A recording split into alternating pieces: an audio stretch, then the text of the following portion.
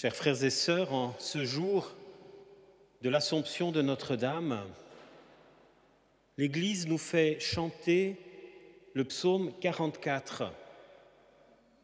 Écoute ma fille, regarde et tends l'oreille, oublie ton peuple et la maison de ton Père, le roi sera séduit par ta beauté.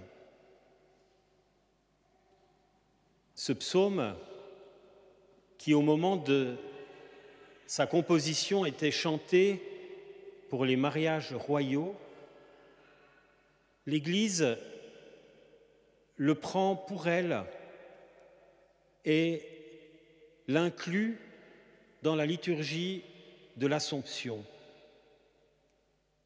Écoute ma fille, regarde et tends l'oreille, elle y voit Notre-Dame, elle y voit la Vierge Marie appelée dès le premier moment de sa mission sur cette terre à écouter, à tendre l'oreille, à regarder aussi.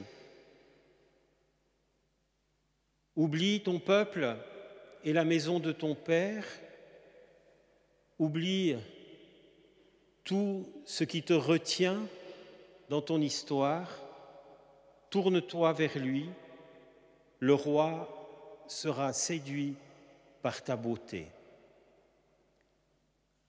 Quel verset étonnant, quel verset extraordinaire. Le roi sera séduit par ta beauté. Le roi Dieu, roi du ciel et de la terre, est séduit par la beauté de sa créature, en l'occurrence par la beauté de la plus belle créature qu'il ait faite, Notre-Dame, la Vierge Marie.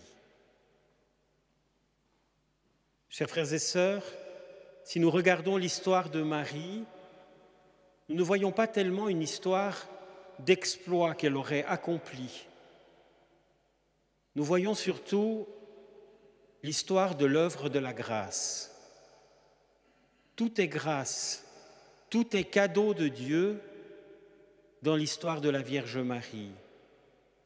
Depuis le jour de sa conception, lorsqu'elle a été préservée du péché originel, jusqu'à celle de l'Annonciation, jusqu'à celui de l'Annonciation, où toute préparée, elle a pu dire son oui, un oui qui fait d'elle la mère de Jésus, la mère de Dieu, et qui, au pied de la croix, fait d'elle la mère des disciples, c'est-à-dire de chacun d'entre nous.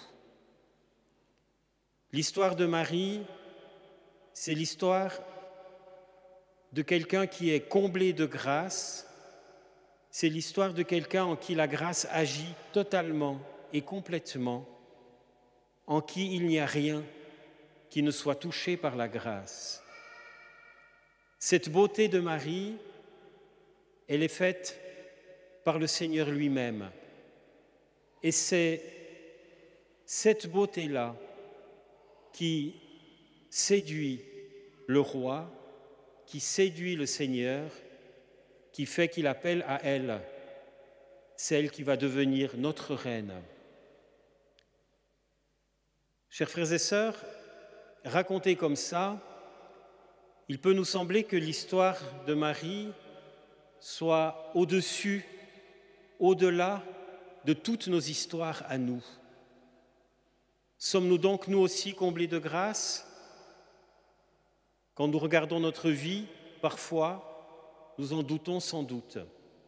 Et pourtant, si l'histoire de Marie, c'est l'histoire de l'œuvre de la grâce, nous le savons, on nous l'a enseigné, Saint Paul nous l'a dit, Saint Augustin l'a recommandé, tout ce qui se passe en nous, de bien et de bon, c'est l'œuvre de la grâce, c'est le cadeau de Dieu. Marie, en raison de sa mission particulière, celle de devenir la mère du Seigneur, a été comblée de grâce dès le premier moment de sa conception. Pour nous, la grâce agit dans nos cœurs, non pas dès le premier moment de notre conception, mais tout au long de notre vie pour nous transformer, pour nous gracier, pour faire de nous de belles créatures. Mais nous aussi, comme Marie, nous sommes appelés, nous sommes destinés à devenir comblés de grâce. Si ce n'était pas le cas, le Seigneur ne serait pas venu, ne serait pas mort, ne serait pas ressuscité pour nous. La foi chrétienne qui nous parle de la mort et de la résurrection de Jésus, Fils de Dieu et Dieu lui-même, nous parle d'une grâce invincible qui nous transforme, qui fait de nous, de chacun d'entre nous, une belle créature, malgré les inconséquences et les incohérences que nous pouvons voir dans nos vies. Ce n'est pas nous, mes frères, mes sœurs, qui nous faisons beaux, c'est Dieu qui petit à petit travaille en nous pour faire de nous de belles créatures à l'image de sa mère, des créatures dont il s'éprend, des créatures par lesquelles il se laisse séduire. Et voici que l'ordre habituel des sermons est un peu modifié. Dans les sermons, surtout lorsqu'on parle de morale, on va beaucoup parler de nos difficultés, de nos péchés, des efforts à faire. Cette fête de l'Assomption nous rappelle une chose essentielle. Celui qui fait, qui travaille en nous, c'est Dieu lui-même par sa grâce. Il n'y a pas tellement d'efforts à faire, il y a à se laisser faire. Le roi est déjà séduit par notre beauté, parce que le roi nous voit tel qu'il nous a voulu, en nous créant et en nous rachetant dans la mort de son Fils. C'est extraordinaire, chers frères et sœurs, mais il faut le dire, Dieu est séduit, Dieu est amoureux de nos âmes, de nos cœurs, de nos êtres, et c'est cet amour-là qui nous transforme, comme il a transformé la Vierge Marie. Fille de roi, elle est là dans sa gloire, vêtue d'étoffe d'or. On la conduit toute parée vers le roi. Cette parure que le Seigneur offre à sa mère et avec elle à chacun d'entre nous par l'œuvre de sa grâce. Marie, en ce jour, est élevée au ciel parce que Dieu a été séduit par son humble servante, mais elle n'est pas seule, nous dit le psaume. Des jeunes filles, ses compagnes, lui font cortège. On les conduit parmi les champs de fête. Elles entrent au palais du roi. Le palais du roi n'est pas réservé à la Vierge Marie élevée en ce jour dans la gloire du ciel. Le palais du roi s'ouvre à toutes les compagnes, à toutes les jeunes filles qui sont reçues dans les chants et les acclamations.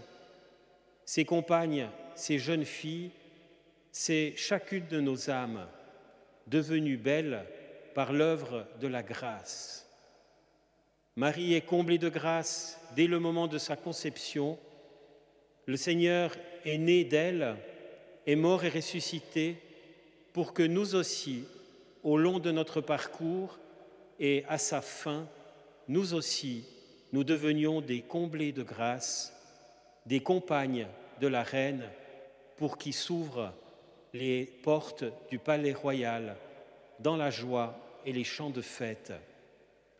Que cette fête de l'Assomption, mes frères, mes sœurs, soit la fête de notre joie, la fête de notre cortège.